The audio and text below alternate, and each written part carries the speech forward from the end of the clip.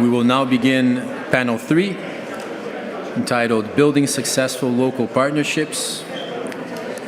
We'll hear from fintechs which are collaborating to accelerate market entry and growth. If I could please welcome our moderator, Silva, Managing Partner at Tagus Capital, and our panelists, Diego Perez, President of the Brazilian Fintech Association, Ms. Janine Hirt, CEO of Innovative Finance, Ms. Marie Walker from Open Futurist Raidiam, and Pedro Barreiro, Director of Banking from Nomad. Thank you very much. The idea of this panel is to begin at 11, which we're more or less on time, and to finish at 11:45.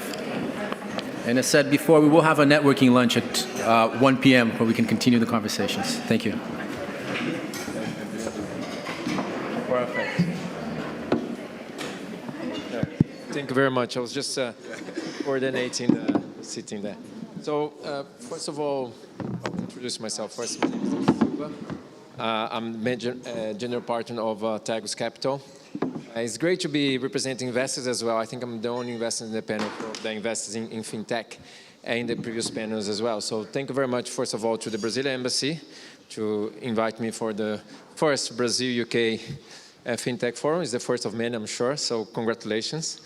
And it's great to be here. As I said, we are a venture capital fund investing in technology at the forefront of technology. And we do invest in fintech, and we do invest in UK, and we do invest in Brazil. So it's a really pleasure to be here. We will focus our third panel on local and strategic partnerships, which as a catalyst for the success of business in the different countries. For me, it's the most exciting panel, I have to say. And because actually in Brazil, and I say this, in Brazil we have a say which says, em terra estranha, boi é vaca. So I'm not sure how to translate this, and I was looking for something similar, but I made up a translation which is, in foreign land, bulls and cows look all the same. So I say this because sometimes you go to a new environment or an unfamiliar situation, and you make some assumptions. And you misread sometimes the context. And those assumptions might not turn to be true. And in case of finance, that can be quite dangerous, especially if you have, of course, you're always having the country's securities regulation. So I make this comment, that's why I say this is most interesting, because there is a number of stories about UK companies going to Brazil and Brazilian companies coming to the UK. And I'm very keen to explore this idea of what have we learned. And with the panel, wonderful panel that we have here, I'm sure we'll do super hour discussing this. So I just want to, before I talk too much, I just want to say a couple of things about the panel that we have here today. And the first one is Diego Perez, the president of Brazilian Fintech Association, ABFintechs. It's actually the largest fintech association in Latin America. More than hundreds, I don't have the number, but you can tell that. Hundreds of fintechs are represented there. And they played a key role in helping to shape the regulation in the country. So it's great to have you here. Thank you very much. And then you have Janine Hirt. So this week is super busy with the fintech. Okay? So it's an honor to have you also because you're super busy schedule. And she's the CEO of Innovate Finance. So she's industry body in the UK, representing the global fintech community. And she leads many areas, but policy engagement, innovation strategy, international collaboration. And she speaks a little bit of Portuguese. So that's one of her secrets. So she has a soft spot for Brazil. It's wonderful to have you here. And we have Marie Walker, which has our most brilliant title, actually, apart a lot of experience, which is Open Futurist. As her title, it's very, very exciting. So we are very working at Raidiam. Raidiam has been working in the UK and Brazil, has a lot of experience with open bank in Brazil, a lot with the central bank, a lot of experience in open bank in the UK. And I'm very keen to see the difference there and see how we are going to compare how we actually can change things to maybe together to improve the environment for fintechs to grow. That's the area. But I was talking about, since I'm here and your job is Futurist, I was just wondering, today we have elections in the UK, 1st of May. I was just wondering if you have any views on who's going to win the elections in 1st of May. You asked me this earlier, and my disclaimer is that I will give any prediction on any subject, but I will probably have absolutely no clue what I'm talking about, unless it's open banking, open finance, smart data. Yeah. I think it was just a joke we had before, but thank you very much for coming. Then, finally, but not least, we have Pedro Barreiro, so he's the MD for Nomad. Nomad is a fintech in Brazil, has done something super interesting, which is able to create global financial products to Brazilians in a very creative way. So it's great to have him representing here. But I don't want to take all the show. We are already a few minutes into the talk. So I'd like to start with Diego, asking about ABFintech. I don't want to be blunt, but actually, what are you guys doing to help Brazilian fintechs to connect to other markets like UK? How are you supporting those fintechs? Okay, thank you, Guy. Well, I'm the president of the Fintech Association, as mentioned. The ABFintechs, we are a group of about 800 fintechs in Brazil. Yeah, yeah, yeah. And also in a universe of 1,500 fintechs established here in Brazil. So we are very representative. More than 50% of the Brazilian fintechs are somehow connected to us. And it's a pleasure to be here in this Brazilian weather here in London, okay? And also an honor to be in the Brazilian house here, this iconic building in this very prestigious area here, alongside some friends. And also, I thank you for the invitation, Heracles, and for the organization, a very beautiful event. Carla as well, for the Brazilian Chamber. Also, Janine, my colleague here, for making this possible. Also, the DBT. We are always well connected to the DBT back in Brazil. Regarding your question, we try to make things easier for the Brazilian fintechs, not only in Brazil, but also internationally. And also, the international fintechs that have plans to expand its operation, not only in Brazil, but also in Latin, we like to offer Brazil as a hub, as a place to stay, because we have a very big market, like 200 million people. We have the most important payment infrastructure in the region, which is the PIX, that is very mentioned in all the events here. And we are trying to make everything easier, affordable, especially when you want to start a new operation in Brazil, because you need to be connected with lawyers, you need to be connected with local talent in order to try to expand its operation. And Brazil, it's not very easy to develop solutions in terms of regulation, in terms of bureaucracy, but we are working very hard to make things easier for everyone. And also, we are connected to other entities, international bodies, especially those ones that promote investments or exportation around the world. We have some agreements with Singapore, Hong Kong, Ireland, India, China, all Latin. We are part of an alliance of fintech associations in Latin where we have more than 20 fintech associations, and basically 80–90% of the market are connected to this alliance. So we try to put the fintechs, not only the Brazilians, but also the international ones, in connection with all of them. And also, it's important to have access to the regulators in Brazil.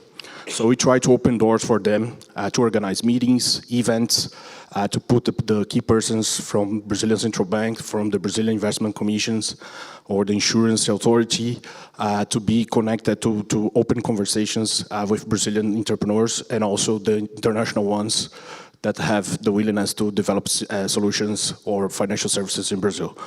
So basically is what I do, and I travel a lot. My Latin airline status is the highest one. But it's important to showcase Brazil outside Brazil because we are doing a very good job there when it comes to financial services and innovation. Thank you. Not Sure, if I should keep this. Thank you very much for your comment. I'll be open as well the questions at the end, so you can be thinking about some of the questions to the group. And Janine, I would like to replicate kind of the questions to say on your side, on the UK side, with so many unicorns, the UK has been producing as well. How are you able to, help to open new markets, especially high growth markets like Brazil, within your role within the Innovate Finance? Yeah, absolutely. And firstly, I just want to say thank you so much for inviting me here today. Just quickly, I earlier on in my career spent about 6 years working for the Brazilian American Chamber of Commerce, and so I have such a deep place in my heart for Brazil. Some of you might even know Sueli Bonaparte, who led it for 20 years. She's one of my biggest mentors. But yeah, I'm a big fan of Brazil. I amo Brazil. Listen, Innovate Finance, we are the industry body for UK FinTech and for global FinTech here in the United Kingdom. So we support FinTechs from all stages of their life cycle, from very, very early stage through to unicorns. And we also run, and I co-chair something called the Unicorn Council for UK FinTech. We work with government and with regulators, and we do a significant portion of advocacy, of policy work, of lobbying work to ensure that the UK is one of the best places in the world, if not the best place, to grow, to build, to scale a FinTech business. And we want to have an environment here that is incentivized for founders coming from all over the world. Now, that is scaling on the UK foundation, but we also have great partners in place, such as with your partnerships in place, such as with your organization as well, with different bodies around the world to help FinTechs scale from the UK externally, but also to support international FinTechs that are coming into the UK market. In addition to that, Innovate Finance has a US program with someone on the ground in New York, specifically to develop that transatlantic relationship. And we also just launched earlier this year a Dublin program so that we can facilitate access to Europe as well. And I think we may need to have a Brazil program pretty soon, so we'll be working on that. But yes, so we essentially provide those connections between investors, between regulators, potential partners, and with government. And earlier this week, we had our landmark event, the 11th annual edition of the Innovate Finance Global Summit. On Tuesday, we were delighted to welcome the Chancellor of the Exchequer, Rachel Reeves, to give her thoughts around how this government will continue supporting the sector. And we also work with our great partners like DBT in terms of international trade missions and supporting that scaling as well. Perfect. Thank you very much. So on this topic about moving to new countries and new regulations, I think it's great to have Maria with us. She has been working very closely with Central Bank, very close here. And Raidiam has been such an important player in these conversations, and in helping to lay down the rails, let's call it this way, for some of the innovations to help me. Is it possible to compare, and maybe it's a simple question, the open banking framework in Brazil, open banking framework here, and if you could kind of, simple way, just see in your view, how do you compare? And another question follow-up is like, is there a possibility for alignment among them so you can even enable more cross-border business for the FinTech? Very good question. Have I got the whole of the rest of the day? So before I get onto that, I just want to echo that Brazil is a market that I am absolutely fascinated by. One of the things I do is I track market progress in open banking and open finance and share what I'm reading and I think is interesting on a daily basis. It's called Open Conversations. And if you search through that, it's searchable by any keyword. Brazil and the UK are the top two countries that are featuring all of the time. So there's so much going on. Now, to put some sort of context into your question, first of all, let me give you a little bit of a history lesson. So Raidiam, the company I work for, were given the task of working out how all of the different entities, the banks and the fintechs in the UK open banking scheme could trust each other in the absence of bilateral agreements so that they could exchange data appropriately with authenticated and authorized parties. So they invented a trust framework, a technical trust framework. Trust frameworks are not a new concept, but technically implementing one is. So that was what was built for the UK. In 2018, the Brazilians sent a large delegation to the UK and basically hoovered up all of the knowledge that they could, saw what the UK had done technically, and decided that they were going to do it, but bigger and better. And they basically went home, and Raidiam was employed to provide the same technology, but has also been managing it ever since. So we have learned a huge amount from Brazil, which is the largest consent-driven data sharing ecosystem in the world. It absolutely dwarfs what we've achieved in the UK. There's some key reasons for that, but to give you some context, 13 billion API calls last year in the UK, 2.5 billion per week in Brazil. So it's a massive difference. Now, what the UK did really well, which Brazil learned from, is that the participants were mandated. There were technical standards, there were deadlines, it was funded, and there was technical infrastructure provided. So beyond what the Europeans were doing, which is the next sort of region that we're compared to, the UK went further, faster, in a more standardized way, which really opened things up. The Brazilians have really learned from that and did very much the same. Where the Brazilian ecosystem has scaled more quickly is there is a conformance testing program for all of the APIs to make sure that they are absolutely perfect to the standard. So everything works. It works a lot better than it does in the UK and in Europe. So that's one key learning. Another key learning is the directory of participants, where you find the APIs that you want to call. There is discoverability in Brazil. So in the UK, it's more of a list of participants, so you know who's in the ecosystem and who's authorized to provide a role, but you can't search it. So you have to know who you're looking for. Whereas it's intuitive in Brazil. You look for the API by organization or by the type of data you're trying to reach. So access is solved. So these are learnings that the UK and Brazil can learn off each other. So it's been a very symbiotic relationship so far. Going to the second part of your question, what can we do more closely in the future? There's a really good example of this happening at the moment. So the Bank of International Settlements have got a project called Aperta. This is basically creating interoperability between Brazil, UK, UAE, and Hong Kong for data sharing, without the need for bilateral agreements, and without the individual regimes having to be completely harmonized. There are different approaches. It has flexibility to allow for that. But it's API first with standardized security protocols to enable, for example, an SME wanting to get trade finance to provide evidence of KYC from their existing bank account to one in a different country, let's say from Brazil to the UK or vice versa. And also digitally provide all of the trade certificates that they want to use. So you can open an account in hours rather than weeks, and it reduces the cost of all of the compliance exercises. Technically, that's really easy to do, and standards exist for it already. But nobody has actually joined up the policy before. And this is a project that should start this year and will be a pilot that people can copy and use and expand. So that's a really good example of trust being in the ecosystem and shared between different countries.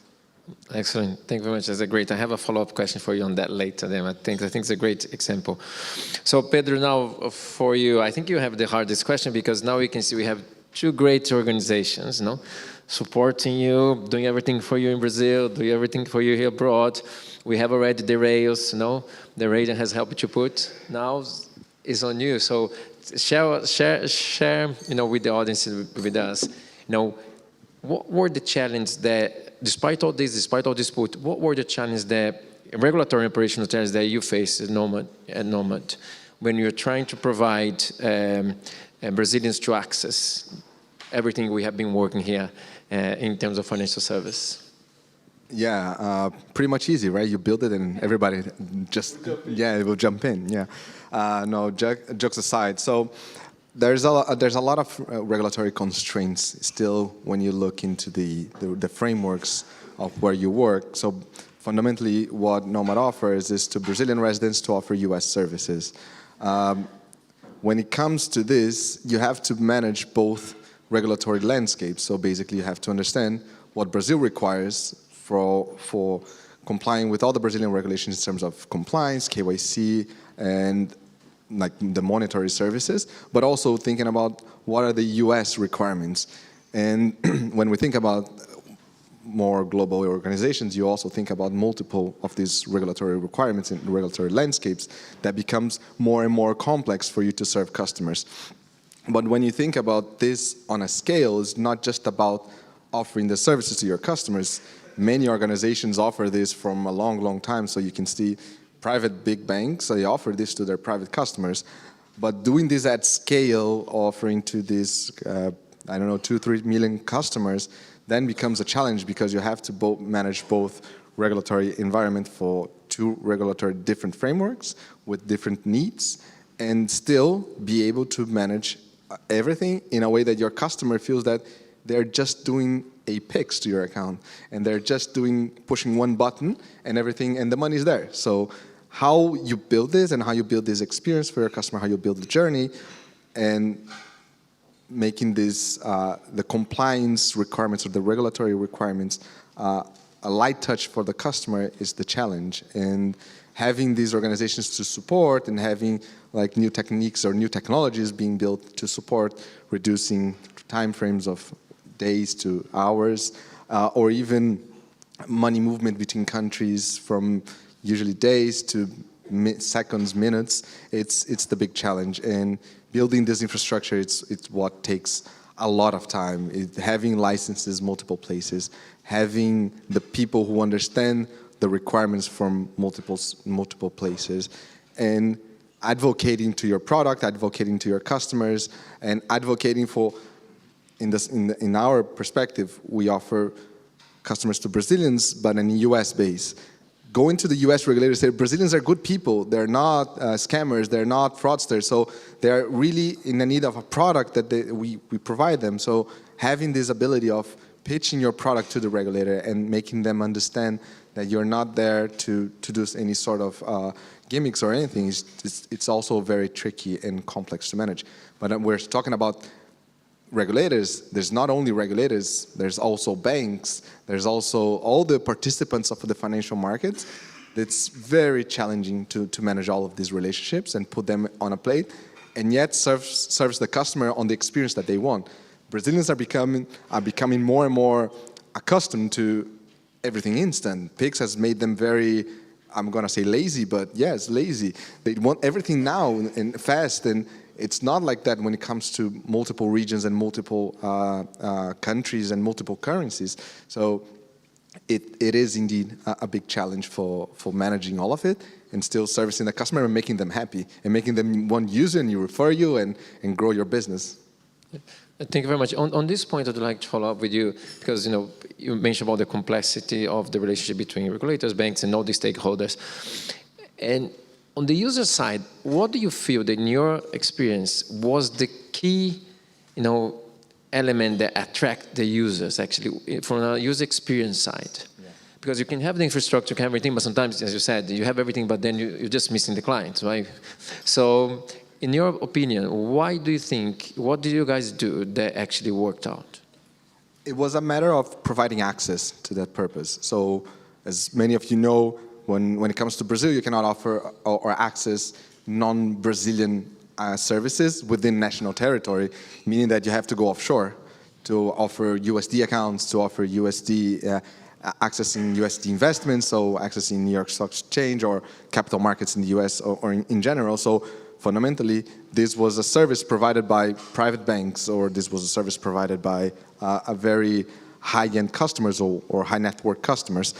And the thing that when the foundation of the Nomad founding is offering these services to retail customers. So building a solution that from an offshore perspective, you'll be able to have access for you in Brazil as a resident in Brazil to be able to move your money as you would in your home country.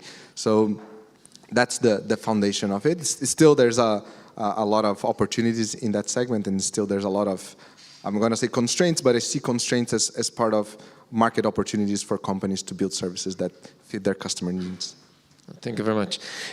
Just when you talk about you want to feel, as you operating at home or something you're comfortable. We go back to our point, our panel, which is actually, my comment about the collaboration, local collaborations can make or break actually your business. Sometimes if you go into a new market, if you don't have the local partner, and I'm going to tell a quick story, very fun. It's a funny story, I think it's public, so it's not a problem. But one fintech, and is a Swedish fintech, or British, going to Brazil. It's very interesting, in credit. They actually thought it was a great idea. Look, we're doing very well in the UK, we're doing very well in Europe. If you're going to buy something, you can pay installments. That's genius. So they went to Brazil, first to find out there's parcelas. Everything in Brazil is parcelado, right? So when you go to buy something, actually I was in shopping with my brother, you go to buy, let's say, a fridge, they say 130 pounds, 130 reais. Say, 130, that's very cheap. And then you look at 10 times 135. And this is how the price is in Brazil.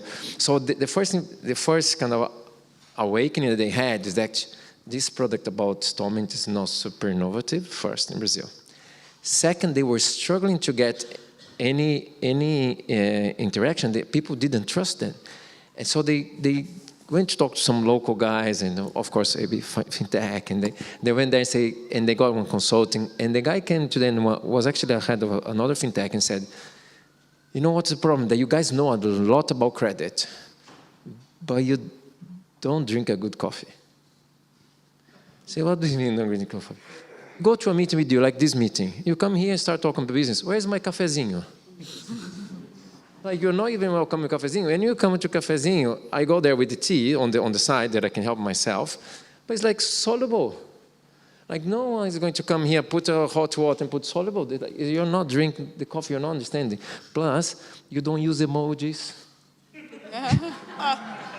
In Brazil, ask WhatsApp. In Brazil is the country where you have more emojis sharing WhatsApp and videos in the whole country. Like 2 times something, in any average of any other country. Like, I think some countries like 5 times more.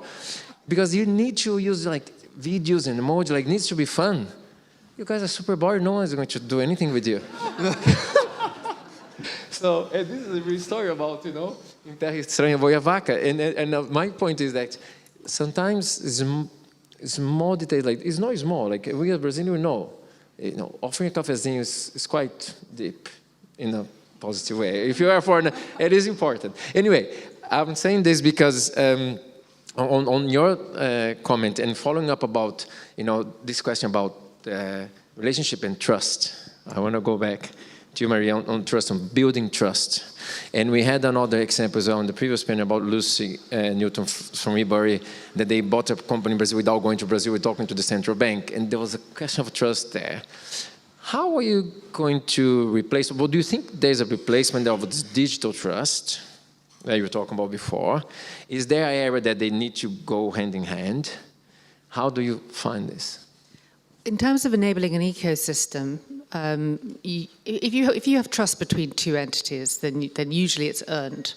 And in the absence of a trust framework, then it's earned by going through a bilateral agreement, which is very expensive. And if you're a small startup, then you have to prioritize who you have bilateral agreements with, because you can't afford to connect to everybody in the whole ecosystem. And that actually stifles who you can connect to. So what a trust framework does is it digitizes that by providing rules, roles, processes, and procedures that people have to adhere to technically. So you earn trust by dint of it being technically certain that you are who you say you are, and that you are permitted to provide access to that data for a certain purpose, and it even goes into what you're going to use it for, how you're going to treat it, and so forth. And also consent of the customer is bound to that. So trust is established because that is a technical certainty that you are authorized and can be mutually authenticated. So it's also very, very secure.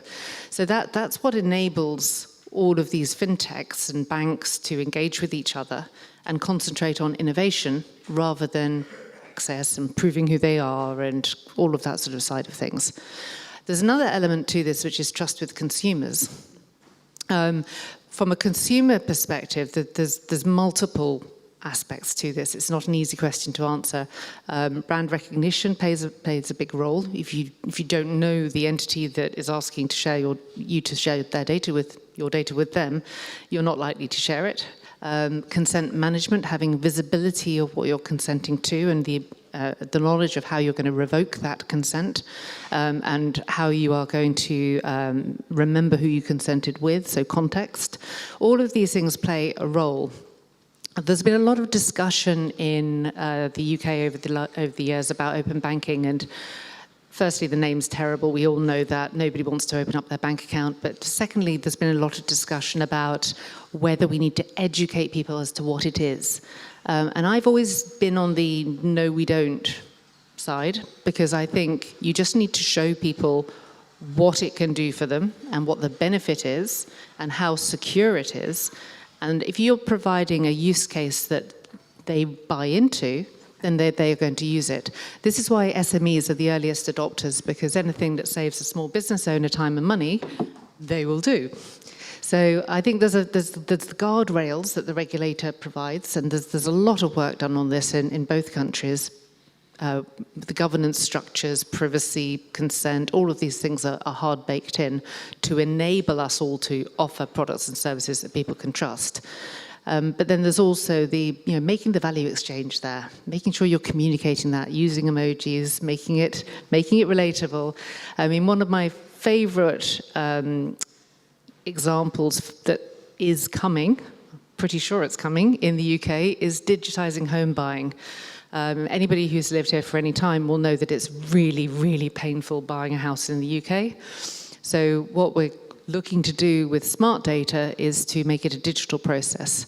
So that will reduce the risk, the cost, and the time substantially. Like buying a house within 3 weeks, for example, in the UK, compared to a minimum of 3 months. So the first mortgage provider to offer that as a package, even if there's a bigger upfront cost, they're going to get the customers. So this is, good example. No, that was it. And I think, Janine, you'd like to add. Yeah, I was just going to add in terms of, because I 100% agree, and also just in terms of the conversation around trust and consumers in particular, I think the role of regulation cannot be underplayed either, right? In the UK, we have one of the highest adoption rates for fintech in the world. 8 out of every 10 individuals in the UK are using at least one fintech tool on a regular basis. 60% of all SME lending across the country is today being done by fintechs. And part of that growth has very much been thanks to the regulation here, to the proactivity of the regulators, and particularly the FCA that we've seen over the last 10 years. There tends to be maybe a misunderstanding that fintechs want no regulation. That's not true at all, right? We want effective regulation, we want efficient regulation, we want regulation at pace. We've been delighted to see the FCA's forward 5-year strategy, which has tech positivity and innovation woven throughout it. I know Jessica's here, you heard from Colin a few minutes ago. This is a huge opportunity for us to drive innovation for the better of the consumer at the end of the day, and also install that trust that is so important to increase that adoption. Yeah. And on this point, if I can follow up, because we talk about the regulatory aspect. If I can get your brains on digital ID, do you think in the UK, in some countries, it's going to be something like imposed by the government? Or there's a big play there for the market participants to self-regulate? I'm not sure if it's the right word for that. So we are a completely independent association, and we are not funded or backed by the government, so I don't have a specific position in terms of the government. What I can tell you very openly is that what we see at Innovate Finance is when you look to the future, the same way that the past decade of innovation has very much been driven by mobile, by cloud, by social technologies, we think that future growth will come from 3 core technologies and 2 enabling systems. And I talked a bit about this on Tuesday. But those 3 core technologies we believe are AI, blockchain, and smart data. And the 2 enabling systems are digital ID, as well as fraud data sharing. If we can get those 5 components put together, we believe we have the foundation for a world-beating UK tech stack. which will really just push the UK at the forefront of global financial services, but will also drive growth, it will drive inclusion, and it'll drive productivity across the whole country. Digital ID is core to that, and the industry is asking for it. There is recognition of how important it is on the regulatory side of things and also with the government. We are hopeful that we will see some progress. I think it will be a mix in terms of government engagement, but also really industry bringing to the forefront the solutions that will take that ahead. Sure. And Mary, would you like to comment? Yeah, there's an interesting parallel with open banking. In Australia, the banks have a private ecosystem leveraging the data that they hold on their customers to provide identity verification as a service. So if you want to buy alcohol in Australia, you choose your bank, they get a premium API call, they get a micropayment for answering that call, and they verify that you are who you say you are and you're old enough. And that's all they share. So it's privacy preserving. There's none of this sort of rocking up with your driver's license with your address on it and sharing that with the bouncer on the door or any of that sort of stuff. So, and this is something that the banks are doing using open banking technology.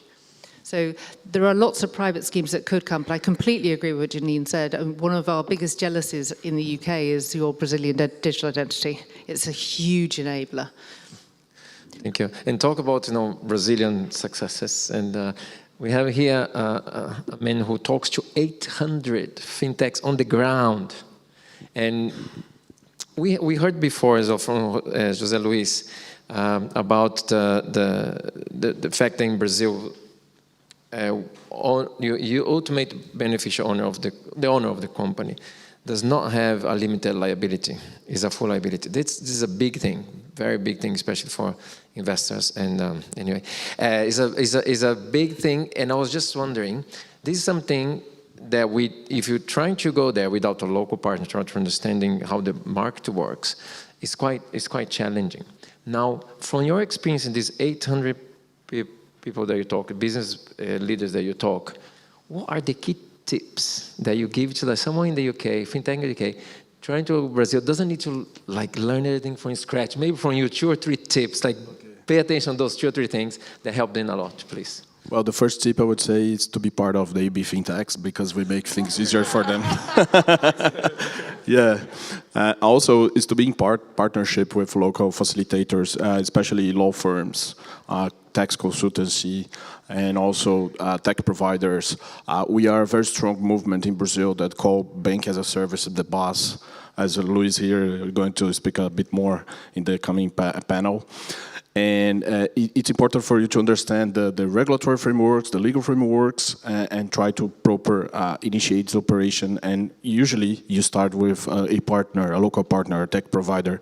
Even though they are only borrowing temporarily its license, but it's a good way to start, at least to gain the first customers and to conquer new areas in Brazil. Brazil is very big, actually. We have a continental territory. It takes 4 hours to go to the further north region in Brazil from São Paulo, and an additional 3 hours to go to the further south from São Paulo. So it's very big. It's important to set operations outside São Paulo, but with local partners. And also, it's important as well to try to promote locally your business, because as you mentioned, the buy now, pay later is not a thing in Brazil. It's quite old. We have it even prior to the internet on an offline basis, like Casas Bahia, crediários, Conta na padaria. Conta na padaria, fiado, pay fiado. So there's a lot of arrangements, particularly from Brazil, and you need to understand the local needs and also what the local population wants to. We have a very well connected population. All of them have smartphones. All of them have access to social media. We are very connected, as you mentioned, with memes and emojis and so on. So this is what we do the best in on a daily basis. But we try to mix business with this kind of way to communicate elsewhere. So basically those 3 tips. And also consider Brazil as a particular region, not Brazil as Latin look like, because it's somehow diverse from Argentina, from Colombia, from Mexico as well. Despite the fact that we are very culturally connected, we have similar issues, but Brazil, we have a particular way to make things, and also Portuguese is not Spanish, so it's important to understand the differences as well. Perfect, thank you very much. Well, it has been so exciting, this panel, that we pretty much run out of time already, but I would like to see if there's any questions. I was trying to save more time for the questions, but if there's any questions from the audience, please. Actually, I would like to, thank you. Hi, I'm Matias, I'm a lawyer from Brazil, and I'm based in London. I thought I would just like to take the opportunity to maybe answer your question, Guy. Okay, which one of those? Yeah. The last one that you made to Diego. It is really a tricky part to manage risk from the UBO. And I work with a firm in Brazil that specifically takes that away from your plate. So we act as what in Brazil we call legal representatives, but it would mostly be like a nominated director or something like that. So we put ourselves in the position between your company, us, and you as an UBO, so we can manage the risk. We map out any liabilities before they come into force, so we can protect you, protect ourselves, and protect your business. So perfect. If you're curious about that, you can talk to me later. I have some material here with me. Thank you very much. Remind me your name. Matthias. Matthias, thanks, Matthias. Yeah. Really great. Is there any other questions before we close, or any questions to the panel? Yeah, one question here. Thank you. I'd like to know from Diego, what are the roles of ABFintechs in terms of the theme of the panel, which is local partnerships. So how can you help a fintech getting into the market in Brazil to know the partners available for outsourcing of services, to speed up the transitions and the knowledge about the market? Well, the key role of ABFintechs is to represent the interests of our members before the Brazilian regulators. We work alongside other associations like Zeta, like associations from payments, credits, and we have like 10 associations that represent the interests of fintechs in Brazil, and we try to make this possible, like to organize and collaborate with them. But also we have a portal of partners in our website that you can navigate and browse and try to find the best solution for you. We have the basic tools like Slack, AWS vouchers, Google Cloud, and so which every association offers. But also we have connections with local facilitators, especially those ones that it's the most needed for the fintechs, like QIC, clearance service providers, biometrical identifications, and also how do I say this is to prevent money laundering tools. This is basic stuff if you want to run a financial service operations in Brazil. AML. AML, yes. I would say I tried to say AML, but I was thinking PLD. Kids in Portuguese. Yeah, and this kind of services we offer a very good perks. They have in hand to start operation, and sometimes it's important for big companies to make things affordable or cheap if you consider high volume transactions locally as well. Thank you very much. Well, Diego, Janine, Pedro, thank you very much. It has been a wonderful learning this morning. I really appreciate you coming here. Thank you very much. Thanks, Nancy.